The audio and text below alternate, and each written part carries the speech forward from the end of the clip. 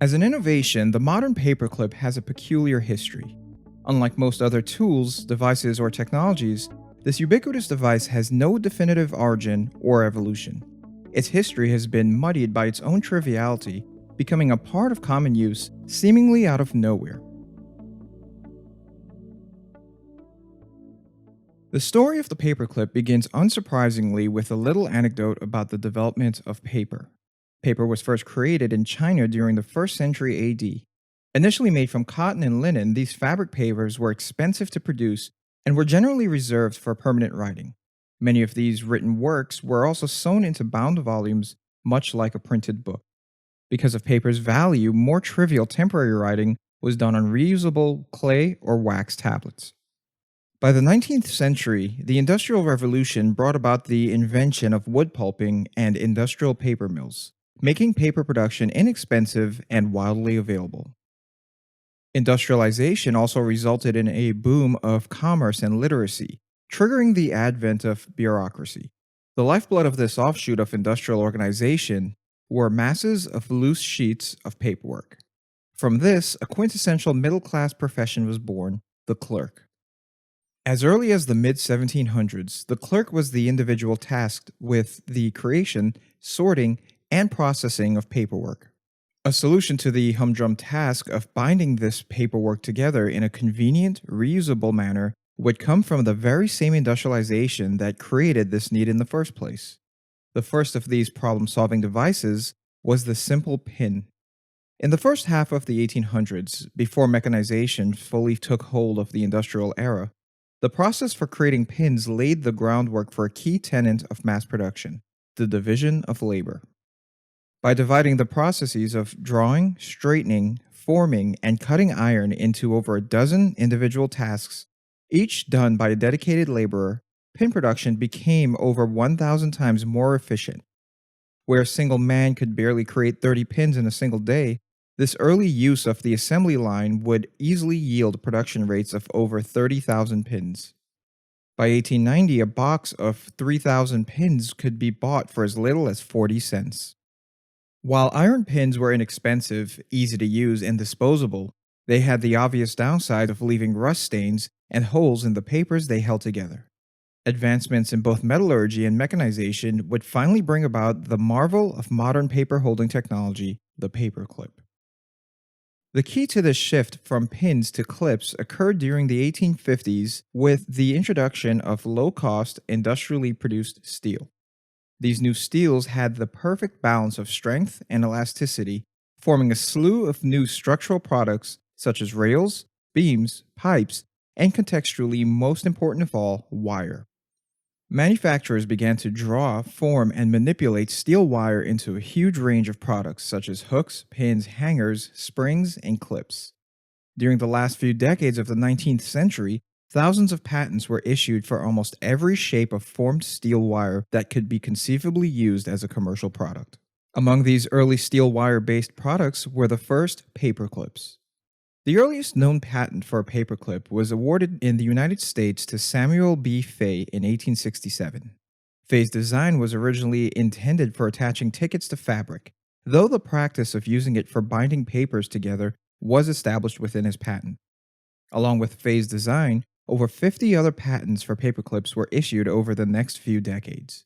Some other notable examples were the Wright clip, a design advertised for use in fastening newspapers and patented in 1877, the Niagara clip, patented in 1897, and the common sense clips of the early 1900s. Some of these designs, such as the bow-shaped ideal paperclip and the two-eyed owl clip, can still be found in use today. Many were created to address specific challenges of managing paperwork. Some were designed for securing larger stacks of paper, others minimized costs by using less wire. Many of them were even designed for easier storage by having tangle-resistant characteristics. One particular style of paperclip stood out amongst its competitors, possessing an elegant and efficient design that held papers between two tongue loops with the torsional force of the bent, springy steel wire that formed its shape. Curiously, this design had been in production in England since the 1870s by several manufacturers, yet none had filed a patent on its form. Among them, the Gem Manufacturing Company had arisen as the namesake behind this design, with a reference first appearing in an 1883 article touting the benefits of the gem paper fastener.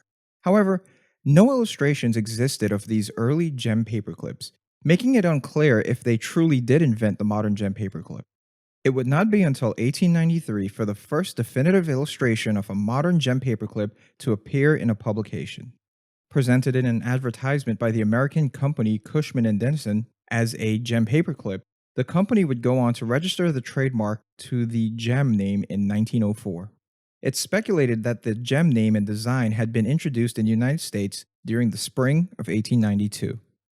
Interestingly, aside from Cushman and Denison's branding claim, even 30 years after its first appearance, the gem style paperclip still remained unpatented.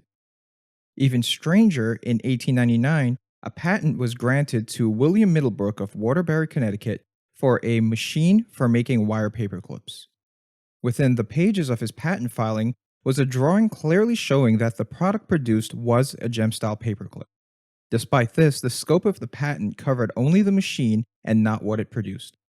Middlebrook also did not mention the clip by name, suggesting its style was already general knowledge by the time of his patent filing. There have been several other unsubstantiated claims to the invention of the modern paperclip. One such notable claim was made by Herbert Spencer, the man who coined the term survival of the fittest. Without evidence, Spencer claimed in his autobiography to have invented a binding pin that was distributed by Ackerman and Company. His paper binding invention was illustrated within his book, though it looked more like a modern cotter pin than a contemporary gem-style paperclip. Another noteworthy claim was erroneously made by Norwegian Johan Valler. In 1901, Valler was liberally granted patents both in Germany and in the United States for a paperclip of similar design, though it lacked the final bend found in gem-style paperclips. This flaw made his design less effective, and it was theorized that he was likely unaware that the better gem-style design had already existed.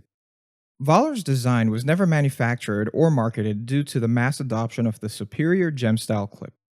Valler would go on to become a national myth posthumously based on the false assumption that the paperclip was invented by an unrecognized Norwegian prodigy.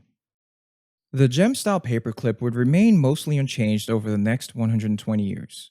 It would even become a symbol throughout the century. In France, during World War II, it was worn by patriots to represent resistance to German occupiers. After World War II, it would become a symbol of Norway's inventiveness based on Valler's claims. The paperclip would even be commemorated on the nation's stamp in 1999.